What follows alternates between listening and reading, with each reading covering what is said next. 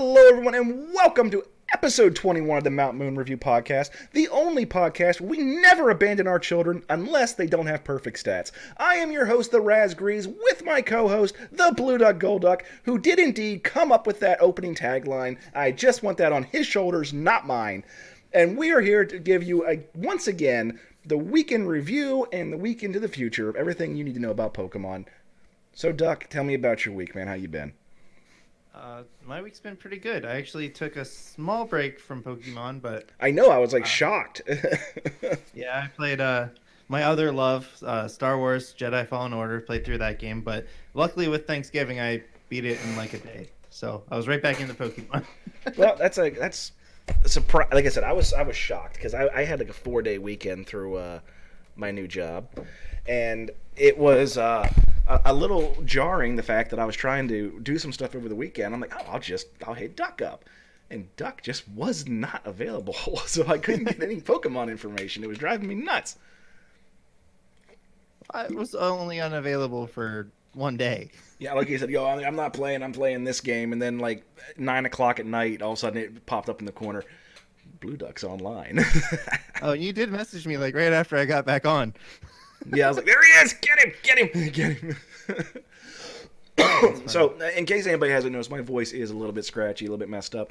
My ever doting wife decided to gift me the gift of her cold, and it's all in my throat and my chest right now. So, as Duck was pointing out before the podcast, I may not be able to pontificate as much as I usually do, and he's going to have to do a lot more of the soapbox standing today, so I apologize for that, but you get the gift of Duck, so what more can you ask for? So, I've been playing the crap out of Sword and Shield, not nearly as much as you, obviously, in your obsessive behavior. Now, what did you message me earlier today? You got all the Gmax Pokemon now? Yes, today after work, I completed the last couple Gmax Pokemon I needed to get. So, what's left for you? Really, at this point, other than competitive play, what is left for you in the single game? Shinies? You're going to do shiny hunts? Maybe. I don't know. Because it seems like the best odds in this game is to actually breed.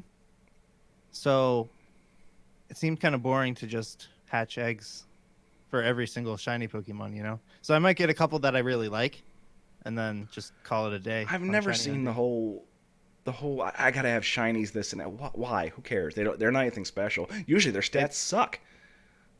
So it's just like in TCG when people gotta have the hyper rares of everything. Yeah, I mean, I take the cheapest card possible. When it comes down to it, I always get the cheapest card I possibly can get when I play in the TCG. So give me the commons. I don't care. The wording on the card is not any different, so I'm gonna be able to play the same card that you paid $30 for, that I paid 75 cents for. And that's exactly the mentality some people have when it comes down to shinies. Like, some people need their whole team of 6 to be a shiny, so they'll invest the time it takes to get that. But you could just be like, well, being shiny doesn't change anything, except for it makes people think I hacked. So I'm just gonna spend 5 minutes to get this good Pokemon that, you know, I don't 5 minutes. Wait to be shiny. How many did you get in 5 minutes? How many? What, shinies? No, competitive Pokemon. Oh, about 3. So, I'm just getting into the VGC. I really am, and I'm relying on Duck a lot, to the point where you can tell he's getting like visibly annoyed with me.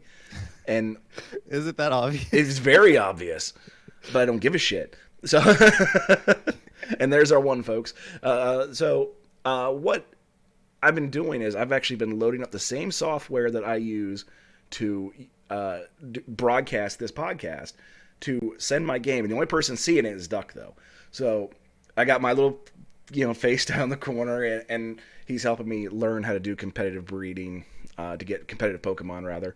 And we've come up with a rather good team that I've been playing with on the ranked boards, and I think last time I checked, I was like 9-4. Oh, that's awesome! I just started doing battles today, and I'm 5-1. 5-1. You were 1-1 when I asked earlier, or no, 1-0. Yeah, then I won more. Some of the games are real quick because, you start setting up a Pokemon, they just quit.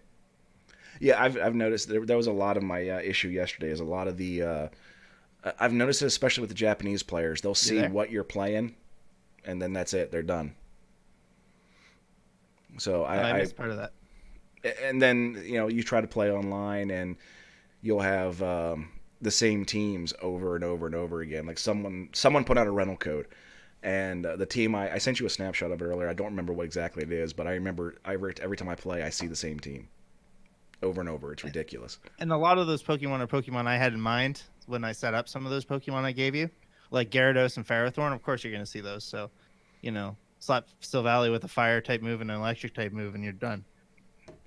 And it's kind of funny because we a lot of our two teams are very similar but different at the same time, and we're both doing exceedingly well because we you took the time to show me how to do the get the perfect quote unquote competitive Pokemon, and it was a long process.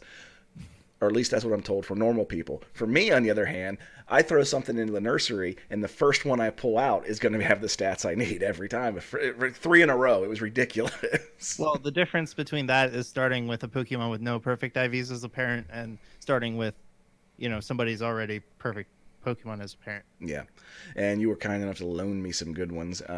Compared them matched with my box O Ditto, we were able to do things rather quickly. But when you're talking about the shinies, like we have a mutual friend who was going absolutely crazy, trying to get a Japanese Ditto because they've never done it before, but they want to do shiny hunts. And I'm like, you're going to get so bored with that so quickly. The only people that do shiny hunts are people that are getting paid to do it on Twitch. Well, I mean, no, there are some people that'll do it. Yeah, you probably one of them. Because really, what do you have left to do at this point? Well, I'm gonna continue going for competitive Pokemon. I want to have a very versatile team, or what I mean. I want to have a lot to choose from. That way, I don't have to breed something out every time I want to create a new team.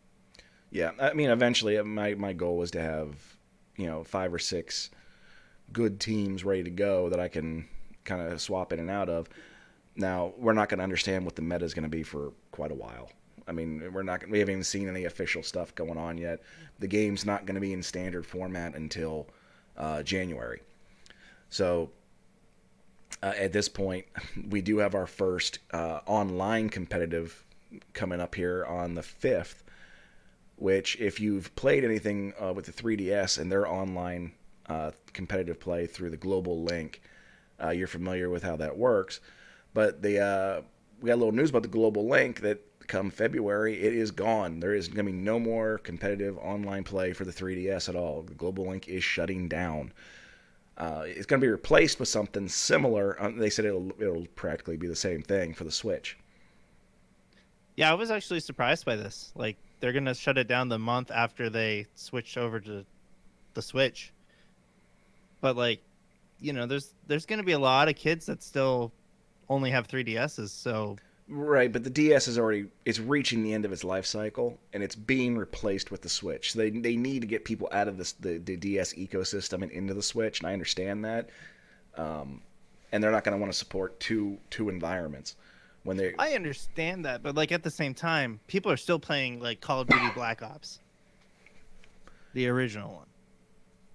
As You know long what as I the mean? Like, servers still can maintain it, I mean, great. But eventually, right? those There's not servers will any go reason away. that they couldn't maintain these servers. They could, but like I said, they want people to into that new ecosystem. That's if it closing that down drives sales, they're going to close it down. Yeah, I just think it like they could give it a little bit more time. I've done some of the stuff on the global link, and I've gotten my butt handed to me like readily. A lot of times I did it just to get the participation trophy. Essentially, what it was. A lot of times when you played on those global links, just for participating, you'd get like, "Here's a shiny Mimikyu," you know. Yeah, or the barrier Dragonite, or Yeah, and you dangle a Mimikyu in front of me, and I'll jump off a bridge. I mean, so yeah, a lot of times I did that. But I'm actually gonna using the team that you helped me build. I'm already entered into the tournament for the official tournament for the 5th. I believe you're entered as well, correct? I did not enter yet, but I mean, I will. There's nothing stopping me. I'm changing my team though, Okay. because the team I was building had the Cursola, which has the perish body ability, and when Right, you it told me takes about a that what you were going for with that, and I was digging it. right, it's really awesome when it works. But the only problem is the Dynamax Pokemon, those max moves, none of them are contact. That makes sense, really. And I'm really digging the fact that with stuff like Choice Band that then limits you to that one move is negated by Dynamaxing.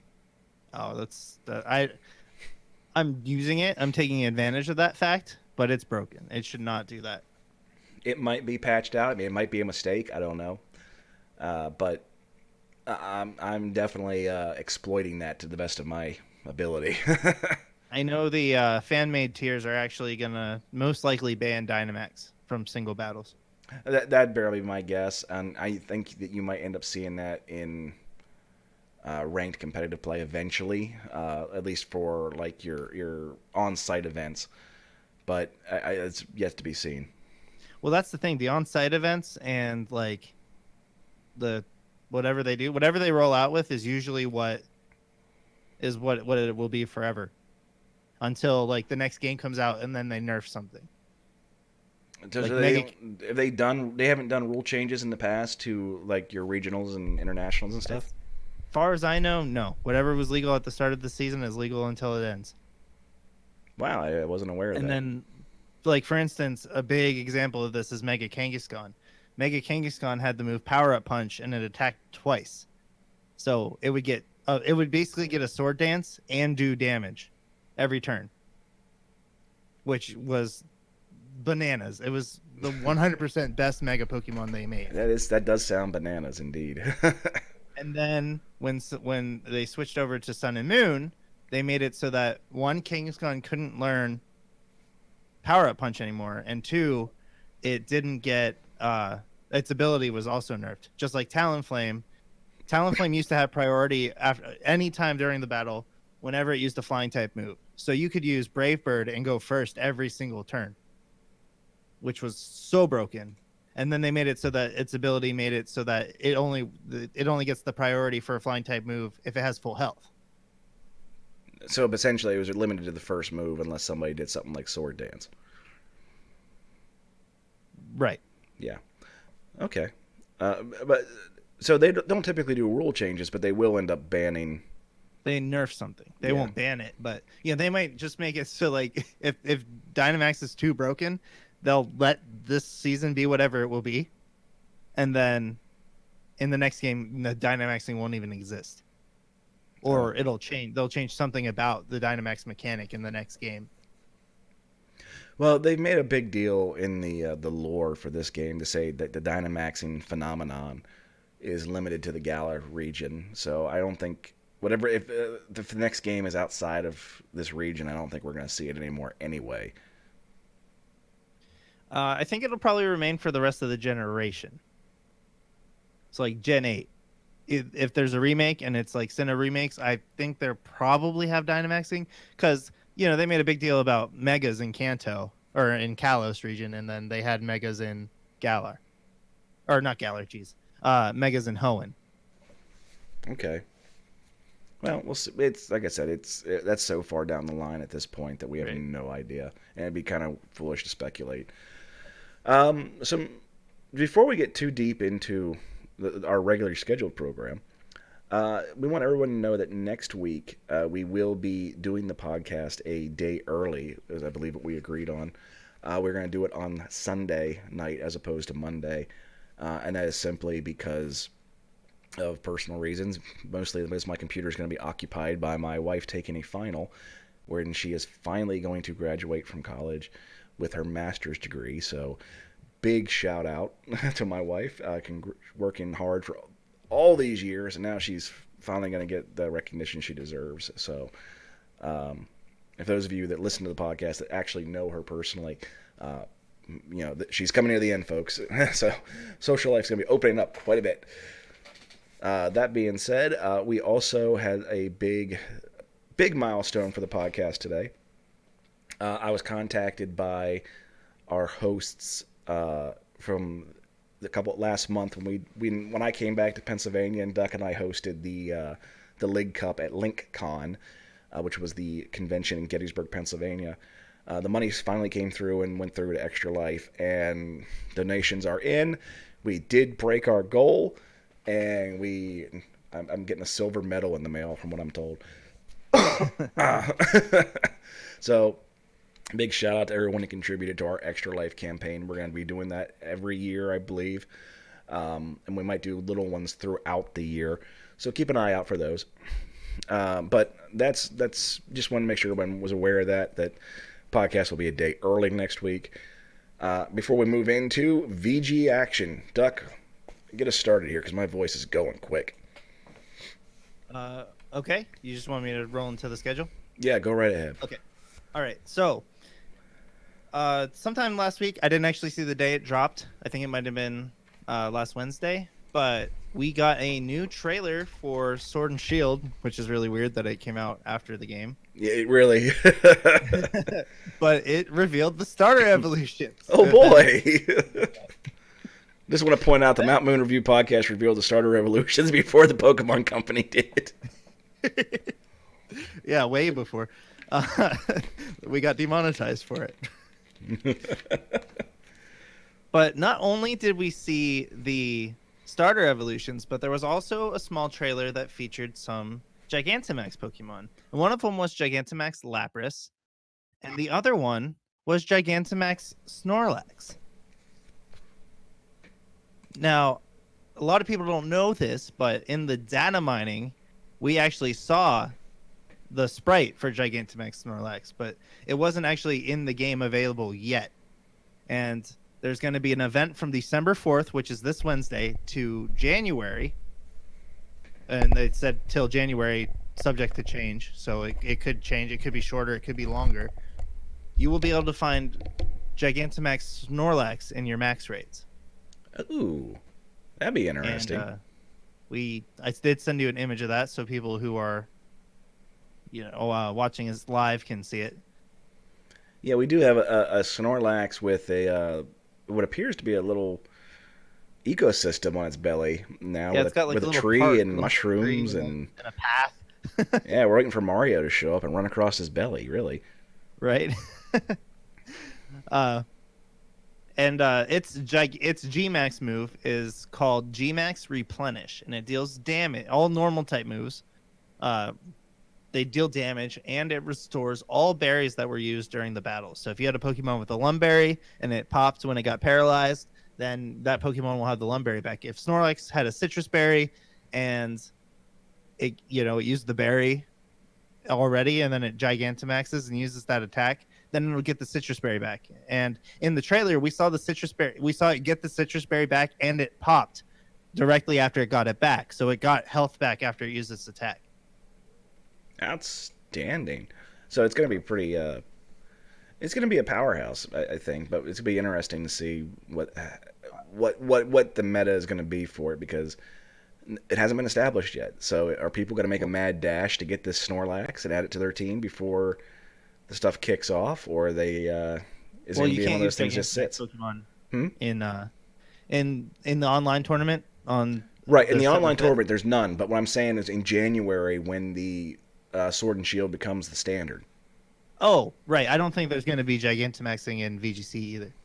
You think it? That's what we were just talking about. You think it's gonna? I said I was thinking no, they they'll would have take Dynamax, but not Gigantamax. Oh Jesus! Okay, so we'll have Dynamax, but not Gigantamax. Right. I'm saying Gigantamax is probably banned from the start, and it won't ever come in. The problem is that just even take the Gigantamax Pokemon away, people who Dynamax on turn 1, sometimes that decides the game. So it's not. It's creating a more restrictive format, so a lot of the fans don't like it. So what have you been doing? Have you been Dynamaxing right out the gate, or you been holding off? It depends on like what I'm seeing. So I kind of just choose to do it strategically. If I have a Silvally out and I'm going for times 4 effect, I'm not going to Dynamax it. I'm going to Dynamax and get knocked out. Okay, so I haven't Dynamaxed yet, and they have one Pokemon left. I just Dynamax there and go from there. Or like, it just depends. I don't know. yeah, I mean, I've been trying not to do it right out the gate, but there's been instances where it's like, okay, this seems like a good time. But for the most part, I try to hold off until at least I'm on my second Pokemon. Yeah, with my Perish Trap team, if they Dynamax while they're locked, then I'll just Dynamax and do Max Protect. Because if I just protect with Dugtrio while they're locked into their Pokemon and their Perish timer's going down, they can actually hit through the Protect with their Max moves.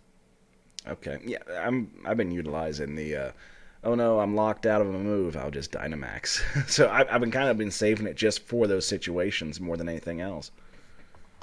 Yeah, that's another thing. If I am going for, say, I use an electric move on Still Valley, and then they switch into a Ferrothorn, then I'm gonna, Dynamax and use a Fire type attack. Yeah, I mean you got to be strategic with it. But I've run into players that, especially a lot of Japanese players, that will instantly Dynamax right out the gate. Yep, I mean, there's something I haven't seen. I haven't actually been watching a lot of competitive play videos because I just don't pay attention to them. You know what I mean? Like I'll have them playing in the background, but I don't actually learn anything. So I haven't been watching them recently. I need to sit down and like just watch that, and that's it. Yeah, I mean, I want to watch some and get some rental codes just to try some stuff out, but I'm pretty well just trying to learn the team that we came up with for me, and trying to perfect my playing with that.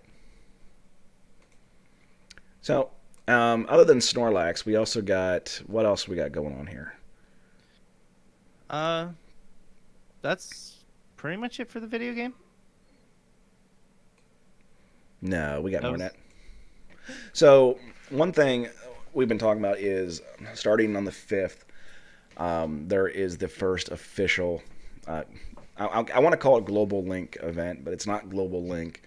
But let's just go with it if everyone understands that. We're competing in that. I have not discussed this with Duck yet. This is the first he's hearing about it. But if you are part of our Discord, which is called the Mount Moon Crew, we are going to possibly, if there's enough interest, be setting up a small single elimination type tournament for just for the people on the Discord. So if you're interested in that, join our Discord. You'll eventually see an announcement and a dedicated channel just for that. But that's nothing like you need to do it in the next couple hours or anything. We're talking maybe a week or so away at the earliest. But if there's enough interest in there, let us know, and we'll definitely set something up. I think it could be fun and be a good way for all of us to get together and practice and have some good interactions. That's what MMC tournament is. The Mount Moon Crew. Yeah. I'd be totally down for that. And I would really, really love to do a draft league. How would you do a draft league? So essentially, you know how when you draft football, you get like two quarterbacks, you get, Yeah. Well, it would just be like I would have Pokemon. I mean, people better than me are gonna sort the Pokemon out into tiers. So there'd be like an S tier Pokemon. You only get one of those, and that's gonna be like your Dragapult, your Darmanitan, your broken Pokemon that shouldn't be in the game. And then there's gonna be like A tier, B tier, and C tier. You get one S tier, like maybe 3 A tiers, 3 B tiers, and 3 C tiers. And then what we'll do is we'll have every week you'll have to you'll be challenged. You'll play a whole season. There'll be a whole season, like 8 weeks, and once per week, you'll battle one of these other players, and they can see all the Pokemon you drafted. You see all the Pokemon they drafted, and you pick your team of 6 based off of what their team is. That could be interesting. I think if we do that second. I think we do. Yeah, I mean it's gonna be a while. We need like 8 or 9 people. Yeah. So if anybody's interested, get on the Discord. We'll definitely do a tournament just for people involved on our Discord. So just let us know you're interested, and I'll set up. Yeah, maybe we can do like a shiny Pokemon or like, something cool like that, a plush or something for the winner. Like, no, they're not getting Derpazard. Sorry. I think you'd have maybe one of these. You'd have to fight my wife to the death for Derpizard, I'm pretty sure. And I actually, I took the plunge. Last night we were sitting in the living room. We were watching something. I'm not even sure. We're watching the Tanya the Evil movie that finally is available in the United States, subtitled. But I got on Wish, and I ordered. I was looking for Pokemon plushes, and I found a Mimikyu plush, and I'm kind of wondering what it's going to look like. But I found some weird stuff too. Like I sent you a picture of one. There was one that was it was a Charizard body, but the coloring was Rayquaza. I would love to have that thing. That thing was so, and it looked like Derpizard too. It was bad. It was bad. It really was. So what else we got here? Nothing. And how do you have on here? Talk to Raz about grind and how he feels about first steps in the Pokemon breeding. Yeah, I was curious. I mean, you have to elaborate too much on it if your voice is going out. But I was kind of curious. I'm so sorry, I just bumped the mic. You're fine. I was a little curious how you feel like what you just went through. I mean, you got really lucky. So I did. It's not a direct translation, but how would you feel if you had to do that, to do the process you did this weekend every time you wanted a new team? Well, I tell you, the breeding stuff, I lucked out. I know I lucked out. Because when we were trying to breed the Dittos that we needed, I had boxes of Dittos before we finally got one that was where we needed it to be. And I still got a bunch now, and I'm keeping thanks to their natures. But their IVs are a little wonky. But when using the stuff that you had already bred, combined with those Dittos, I was able to really lucky. And it was funny because you were watching it. Like 3 in a row was the first egg that I pulled out, had perfect IVs. It was ridiculous. I can imagine, though, being unlucky and just getting so incredibly frustrated. Right. Like the whole time you were making your whole team, I was actually bringing out one Pokemon while I was talking to you. Now, I wasn't always like I would get distracted and like put the controller down. So I wasn't doing it the whole time, but it was almost like 5 hours I spent trying to get that one. Yeah. And maybe I'll just try to tell myself this. That's part of the reason you look so annoyed, not just the fact that I was asking so many questions. Oh, well, I mean, yeah, it wasn't like I don't mind answering questions. I was just thinking like like I'm not always going to be there when you're trying to set up your team. So like, maybe like look into what moves. Yeah. Pokemon can get. But I mean, like, no problem. Like if I'm available to help, I'm available to help. No, I have no delusions, and I'm not taking baby steps here. My plan, providing everything goes well, is for the rest of this season. Since I'm not about going to London, I'm just kind of screw around. Really, I'm going to go to hit some local stuff if I can find it. If there's a regionals, I might go. Usually VGC is pretty low turnout anyway. So it might just be fun to go and hang out and give it a shot. I have no delusions that I'm going to win anything. But I want to be ready by July when the new season kicks off and give VGC a good run for 1 year and see how it goes. That's my plan. So I luckily I got a coach. So well, hey, I'm much better at singles than I am at doubles, so I don't know how good of a coach I'll be for VGC. Well, you get me coached up enough on singles, we'll learn doubles together. So, once we get instead of trying to get a sponsored team, we'll just sponsor our own team for the Mount Moon crew. So my voice is going, Ducks. You're gonna have to run with this for a little bit. All right, I'm just gonna jump right into TCG now. Go right ahead. I'll get you some pictures up as you're going. There you go. I'm gonna go right down the list. So, just as I predicted last week, we had the entire set leak for the Sword and Shield set because Japan was just doing their pre-releases, and now we know exactly what some of the new mechanics are going to be in the new sets, and I took the images and broke down what a Pokemon V and what a Pokemon V Max is.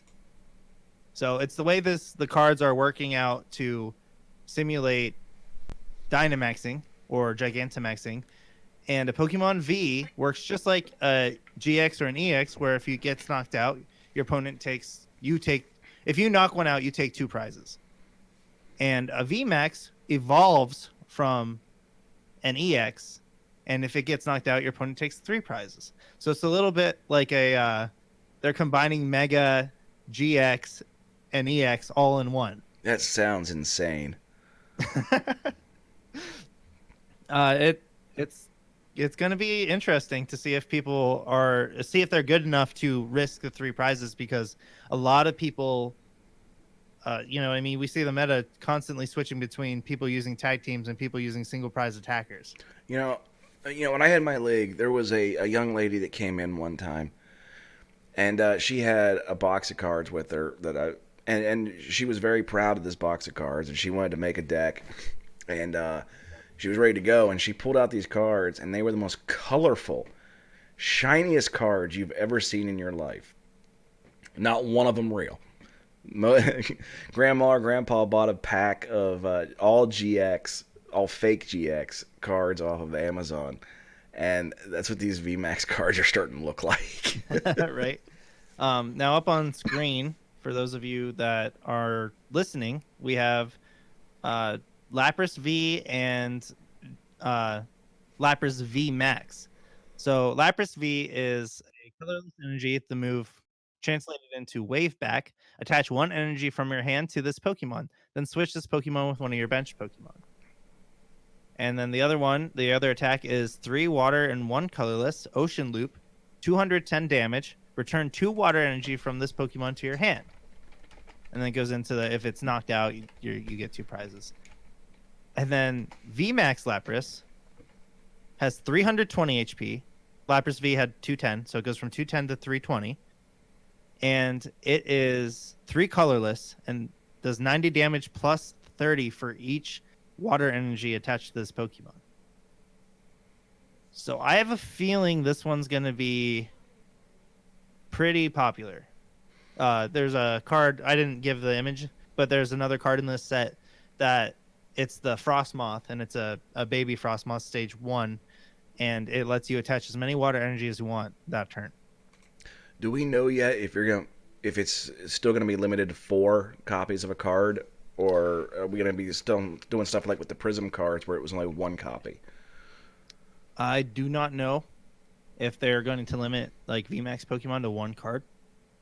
It really just occurred to me that they, with the probably evolutions, not, because the Prism Star rule is listed on the card, and that card is not on the Lapras VMAX. You're absolutely right. It's not. Even if it is Japanese, there's no disclaimer there. So yeah, you're probably right. Right. They actually have the English version of the card released too, of some of the Gmaxes. Okay. There's also gonna so I can start playing Quad Lapras again, is what you're saying. Some people might. There's some of the other VMAX Pokemon that we're gonna see. There's a VMAX Stonejourner, VMAX Morpeko, and VMAX Snorlax. But the VMAX Lapras was the most interesting, and it also another indicator that they show on the card is that it specifies whether it's a Gigantamax or a Dynamax. So they're both called VMAX in the TCG. They're both going to work similar, but there's probably going to be cards that say like attach an extra energy to your Dynamax Pokemon, but it won't work for a Gigantamax or something like that. Or search for a Gigantamax Pokemon, but you can't search for a Dynamax. Okay. So similar to how they marked the Ultra Beast cards, and then in the next set there was a bunch of cards that supported Ultra Beasts. Yeah, and people were running a lot of stuff with, especially that's where the rise of Buzzwole came from. Yeah, I remember that Buzzwole killed my Gardevoir GX deck. You were very happy with that deck. Way too aggressive, deck. way too fast. Right on. Okay, so let's see what you got on here And next. a couple more. New card still. Huh, jeez. These are just a couple cards I pulled out of the set that we haven't talked about yet that I think are worth noting. Obviously I didn't want to read off the entire set list, so I picked three substantial ones. First off is this Cinchino. It is the budget Zoroark. Yeah, baby. This is what Zoroark should have been. I wasn't okay with Zoroark being in the meta, but I'm okay with this in the meta. Well, So give us what it says, and then give us the difference between this and Zoroark. so Cinchino is colorless, 90 HP. It's a stage 1, so you have to evolve it, and its ability is Thrifty. Once during your turn before you attack, you may discard a card from your hand and draw 2 cards, which is literally the exact ability Zoroark had. But here's the difference. Its attack for a colorless energy, it's a colorless, and it's called Energy Exist. It does 40 damage. Attach a basic energy from your discard pile to one of your bench Pokemon. So essentially, you took the hammer away from Zoroark, and you made this as a replacement that's going to live on your bench. Right. I always said that Zoroark should not have been an attacker. You can't give it an attack that 2 hits every Pokemon in the format for 1 energy attachment and give it an ability as good as it had. Yeah, that's where a lot of the banned DCE was coming from. Is people just they didn't really care about the DCE; they just didn't want Zoroark. Oh, 100%. If Zoroark had required 2 dark energy to attack, it would have been way more balanced. It's an amazing ability, and it helps almost every deck set up. But then what happened was it was just too good not to use as an attacker. So it was Zoroark and then something to support Zoroark. And that was what almost our entire format was for a while. I mean, I'm not gonna lie. I've played Zoroark just because it's so effective. You couldn't not play it. Yeah, I played a little bit too. Like, it's not like there's nothing against people who play it. I just thought it was too good of a card. Like, the meta would have been much better. Think of the decks that didn't exist because Zoroark existed, because that was the best thing to play. There would have been way more decks in the format rather than the, rock, paper, scissors we ended up with. All right. So we got our new baby Zoroark, Right. which it even looks like Zorora because the original Zorora card was there sleeping. It kind of even looks like it does kind of. Yeah, I didn't notice that. I wonder if that probably is a direct throwback. So what's that? What do we got next here? Some kind of melon. Next to that is the Lumberry, which I was talking about that in the video game. In the video game, if a Pokemon gets a status ailment, it automatically eats the berry and then it heals from that status ailment. And that's basically translates right into TCG. And it's a tool, so you attach a tool on your Pokemon. And at the end of any turn, that's important. If that could be a translation error, but as it reads now, at the end of any turn, if this card is attached to a Pokemon affected by any status conditions, remove all of them and discard this card. So essentially, you're given the dynamic that we have with the video game where they're going to hold the berry. Right. Okay. It's kind of like usually when they have items from the game, they translate in a way to TCG. Like Choice Band boosts your attack in the game, and the TCG, it boosts the damage you do. Fair enough. So what I think is interesting here is that it's at the end of any turn. So if your opponent paralyzes you during their turn, like say they have the Raichu tag team and they do the move to paralyze you, if you're holding the Lumberry, you won't be paralyzed during your turn, which means you can attack. Sweet. So it's not like like Jirachi goes to sleep on your turn, and then at the end of your turn it'll wake back up. It's if your opponent gives you a status ailment, you're healed from that before your turn starts. So I thought that was pretty crazy. Yeah, I like that. And then last but not least is a new special energy called Aurora Energy. And all it is a rainbow energy, but instead of doing 10 damage when you attach it, you just discard a card from your hand. Okay, say that one more time. So rainbow energy is when you attach it to a Pokemon, it does 10 damage to them. Right. Aurora energy works just like a rainbow energy, where it can count as any energy at once. but instead of doing the damage, you discard a card from your hand. Okay. So you're still paying a penalty for using it, just not in the form of damage. Right. It's still kind of broken, but yeah, you don't take the damage from it. All right.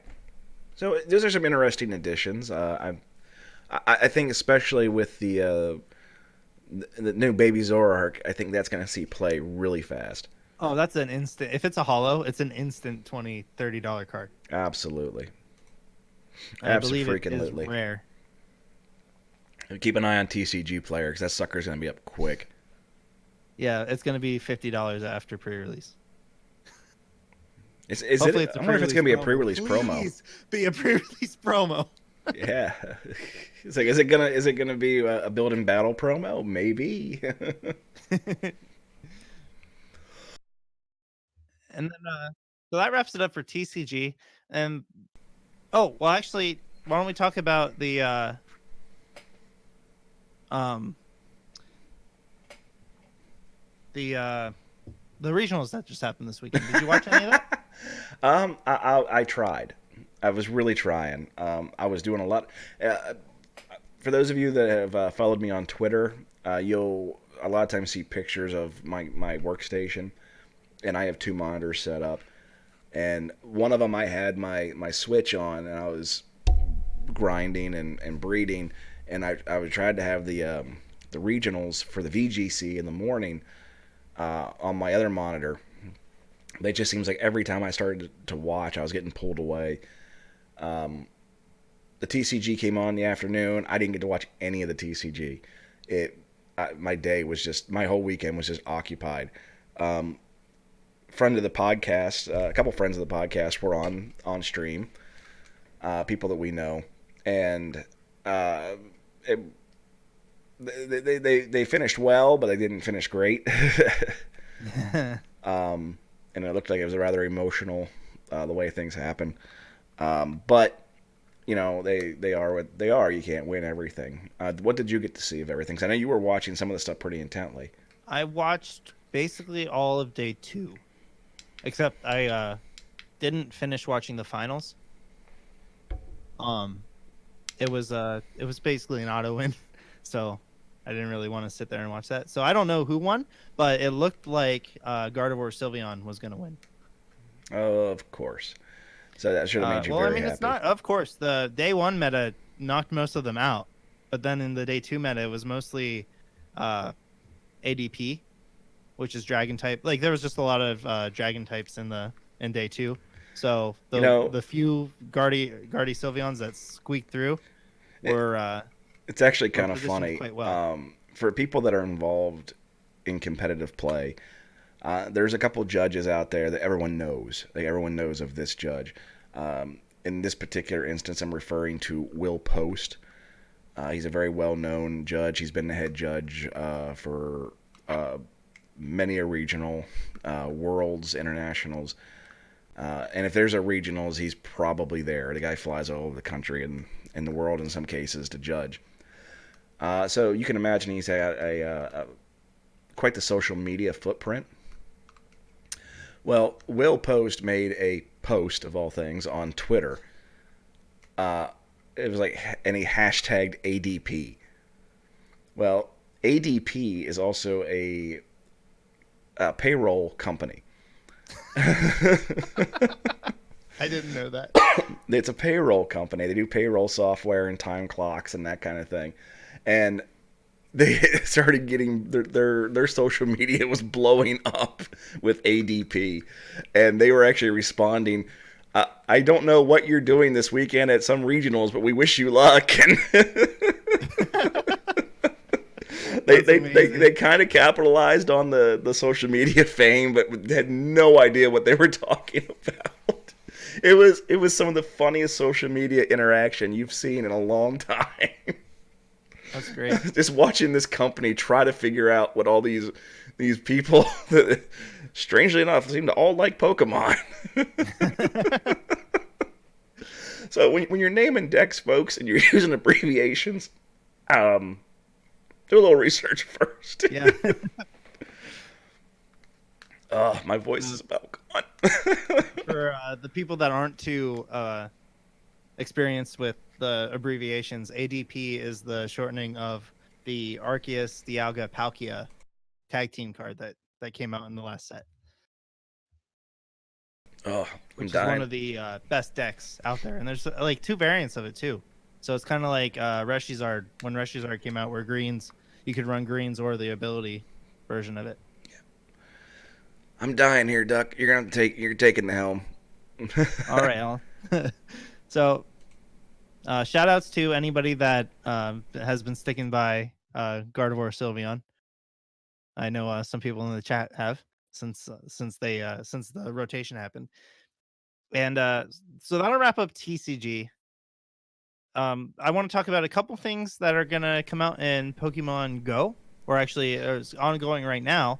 It's pretty interesting. They've been building up this Team Rocket thing for a while, where Team Rocket's coming and invading, and then there's research, and it looked like maybe you were going to join Team Rocket, as you know, that you could join them instead of being on Valor, Instinct, or Mystic, and that remains to be seen. But there's currently a special research you can do. I don't know what the research requirements are, but if you complete them, you get to do a boss battle against Giovanni. And one of the Pokemon he's going to have is going to be a Shadow Zapdos. And the research is going to reset every month. So potentially in January and February, you'll be able to get Shadow Articuno and Shadow Moltres as well. Yeah, one of the official images that are out does have all 3 legendary birds in their shadow form. So I think it's really just a matter of time until you have the opportunity to get all 3. Yeah, same. And then maybe one at the end of it all where he has a Shadow Mewtwo. That'd be pretty cool. Or the Armored Mewtwo will come back, or Shadow Armored Mewtwo. Yet another variant, maybe. How many of these variants can we stack up on each other? Right now, just the 2. So that being said, that's your research event for December. There's also going to be December's Community Day, which normally we don't even bother talking about Community Day, but the December is always a special one. It's actually more of a community weekend where they bring back all the Community Day Pokemon throughout the year and make them have increased shiny rates for a couple hours on Saturday and Sunday. So all the Pokemon I list now are gonna have chances to be spawning all weekend. Yeah. But during the certain time frame, they'll have the the chance to be shiny. So Saturday community days are typically 3-hour blocks. Right. Saturday's gonna have Totodile, Swinub, Trico, Torchic, Slackoth, and Bagon. And Sunday's going to have Mudkip, Ralts, Torchic, Turtwig, and Chimchar. Which just goes to prove that there is zero that really thought or reason that goes into which Pokemon are out there for Community Day. Yeah, like, did they do Piplup last year or something? I believe they did. That would make sense. I know they did the Gen 1 starters while I still played. Yeah, usually for Community Days for a while there it was starters, and then it just started getting like what looks cute. Slackoth, like who thinks that's cute? Like it's okay, but I mean, I really don't know. If you look at the promotional images that are out there of the new of this community event, you could take every one of those Pokemon, and I guarantee you there's a children's cartoon waiting to be made. It's essentially all the Pokemon they picked are the ones that are going to appeal to small children. Yeah. Have they done Pikachu? Several times. Oh, okay. We've had several times, and typically he's just wearing a different hat. Oh. Yeah, I've got birthday hat Pikachu. I've got baseball hat Pikachu. I've got witch hat Pikachu. It's different, and they've done sponsored ones too. So yeah, I've got all the hat Pikachus. It's kind of here's a Pikachu wearing a Chick-fil-A shirt. That would be awesome. No, it wouldn't. I think Chick-fil-A is delicious. I think it's okay, but not worth what they charge. No, that's the problem. It's way too overpriced. You know what else is overpriced? Sonic. I pulled into a Sonic today, and I looked at the prices on the board and said, nope, backed right up and left. And welcome to the Mount Food Review. Yes, when we review all your crappiest drive-throughs and windows. Well, That what's actually your go-to, does. Duck? Is it Subway? That's my girlfriend's go-to. So yeah. What's No. your go-to? My favorite's Taco Bell. Taco. I had Taco Bell for dinner. Yeah, you said you wanted Taco Bell yesterday. I did, and I got it today because I snubbed Sonic and said go home, and then the wife says I'm going to bring home dinner. What do you want? And I said I want a chalupa. She brought me a chalupa. It was great. Awesome. Anyway, I'm sorry to derail us into the food podcast. Continue on. Continue on with this Pokemon stuff that you're talking about. That's actually about it. Okay, well, listen, my voice is shot. And normally at some point during the podcast, I go into some kind of rant. I don't think I can do it today. I can't. I don't have the power to hate today.